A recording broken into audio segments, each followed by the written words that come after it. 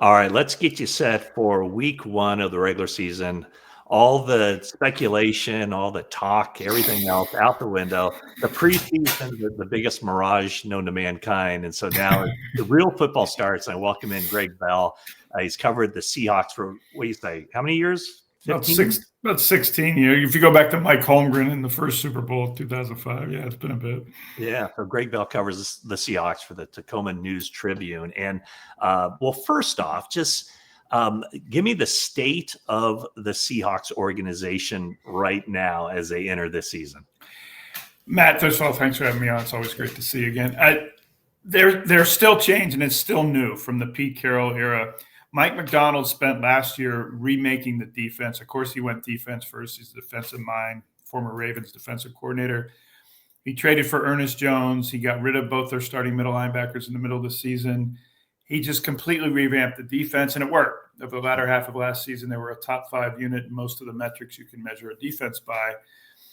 So now this year it's the offense, and he has gone completely 180. He's gone to fullback. He drafted a fullback. First time the Seahawks have done that in forever. They're going to have a full-time fullback and a rookie, Robbie Oots. They have multiple tight ends, things you've seen in San Francisco for years, they're going to have in Seattle.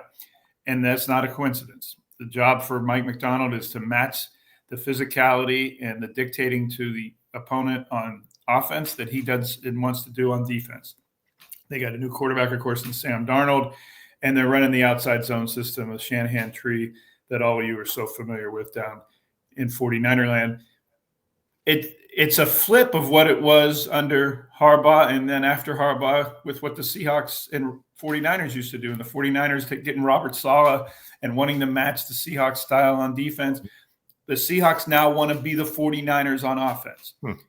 And that's going to be the biggest news that you see on Sunday. And as you said, the preseason is just a smoke show, and we don't really know what this is going to look like for the Seattle Seahawks on offense, which will be the key to the whole season. Can they run block? Can they move the 49ers off the line of scrimmage, which, of course, we know they have not been able to do for pretty much a half dozen years.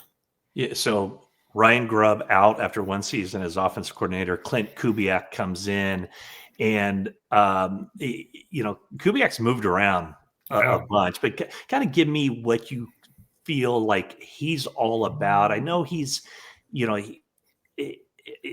is that 49ers influence. There is, the running game, and the Seahawks do have a pair of really good running backs. I think the thought here is that, Seattle on Sunday will try to absolutely pound the 49ers and run the ball, 30, 35 times.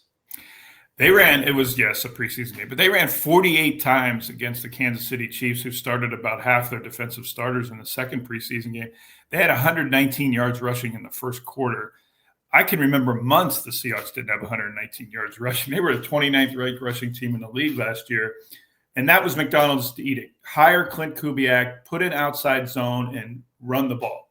As I mentioned, fullback, multiple tight ends. But yes, it would be, as Mike McDonald said yesterday, we're not going to spend 6 months installing this system and in this mentality of run the ball first and then on the first game do something exactly the opposite. Mm-hmm. It's who we've become and who we want to be. This is a team that's going to get built to win games 13-10, 17-13, and they'll be fine with that. The idea is, as I said, they want to have the physicality in the offense that they have installed on the defense. They want to dictate terms to the offense. They won't mind, Matt, if they get to midfield and have to punt, if they use 3 or 4 minutes of the clock and then say, okay, opposing offense, try to drive on our defense 90 yards to a score. What they want to get rid of is the 3 passes and out that Ryan Grubb had with the offense often last year, then punting the ball from your own 20, and now a drive starting in midfield, and the defense has only 1 or 2 first downs to defend before the team's in field goal range. You keep adding up those, and you're going to lose games, and that's often what happens when they can't run the ball and dictate the terms. They were terrible in the red zone last year. They were terrible in short yardage because they didn't have a run threat and teams didn't play them honestly. They just went after Geno Smith, pressured him into turnovers. He led the league in red zone interceptions. So they traded Smith as soon as he said he wanted a penny more than they were going to offer in free agency and a re-up deal. They get Sam Darnold.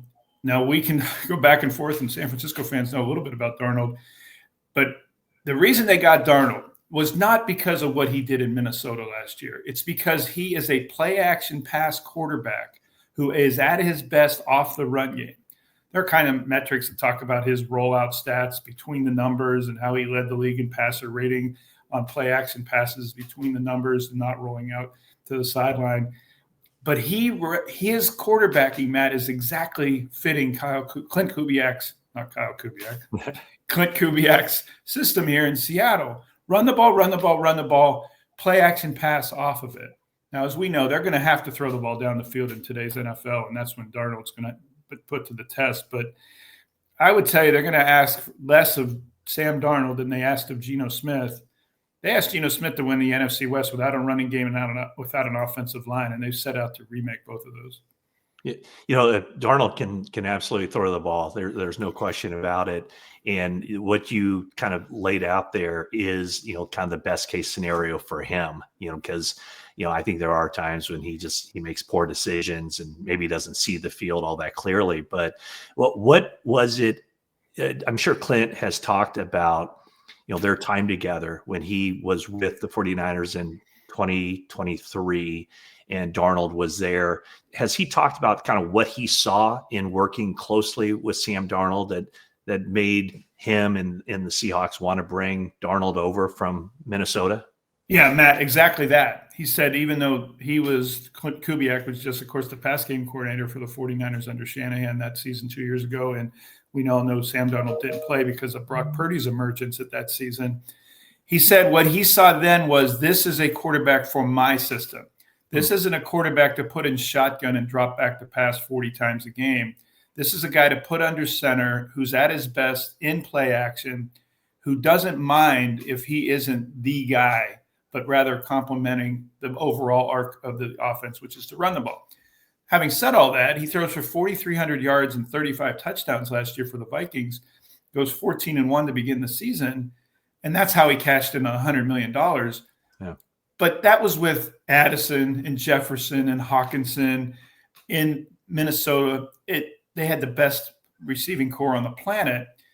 That's not the true Sam Darnold that Clint Kubiak wants.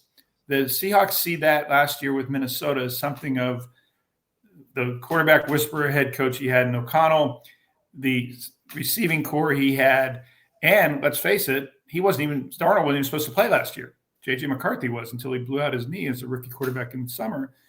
So it was something of an accident, they see, and they're happy that he was available and that the Vikings went with McCarthy. But they think the true Darnold is not a 4,300-yard passer, but somebody who plays off the run game. When I hear you talk about what the Seahawks want to do, I mean, it really kind of marries up with probably right now the best way to attack the 49ers defense, because, the 49ers, they invested 3 draft picks on their defensive line.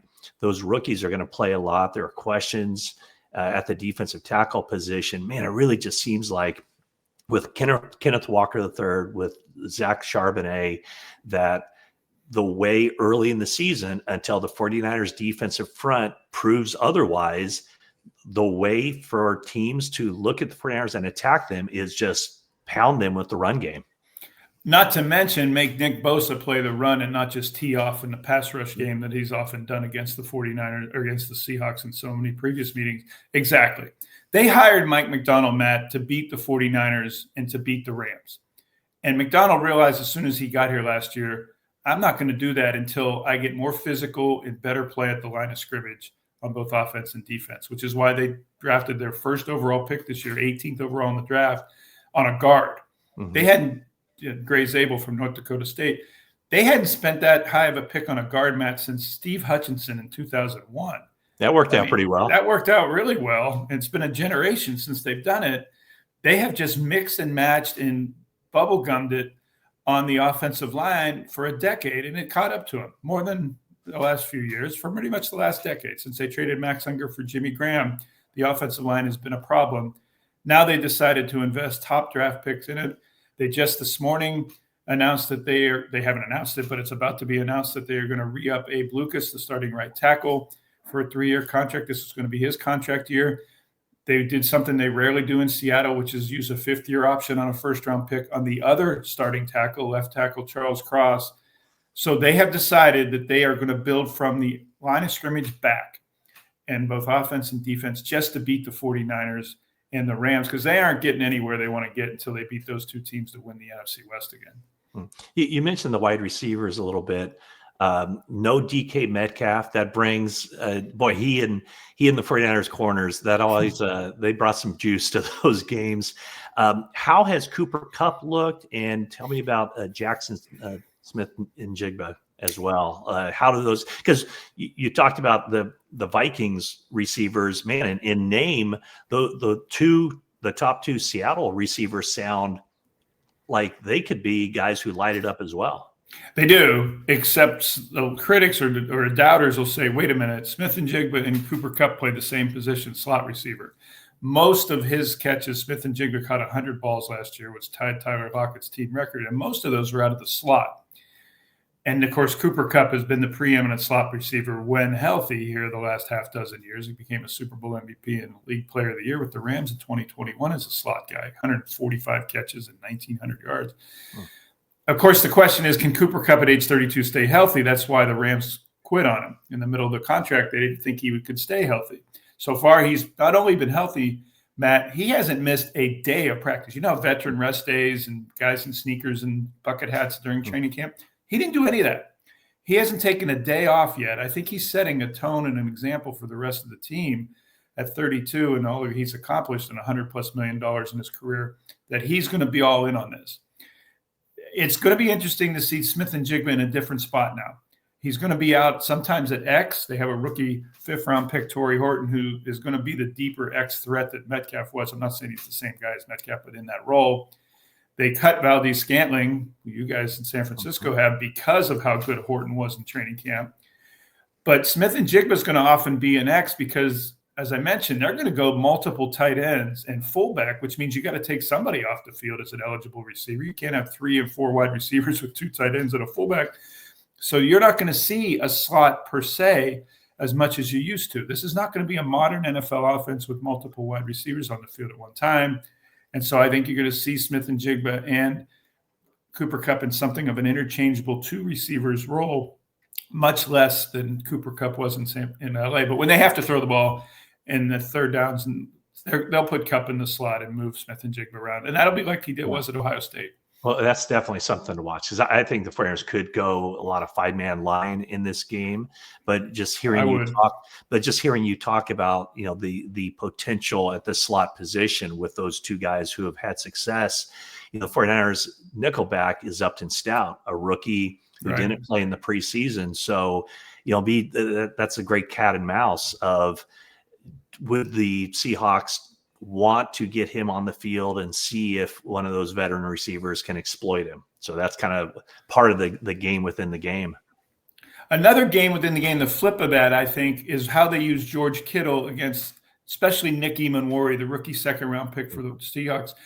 Nick Emanwari played a lot of slot coverage in the preseason, but in the training camp practices, he was everywhere. He was, and they have said this, he was Kyle Hamilton. He was an outside linebacker at times. He was an inside linebacker. He blitzed. He dropped into the flat. He was sometimes a post safety. He's a big nickel when they think the teams are going to go run against nickel.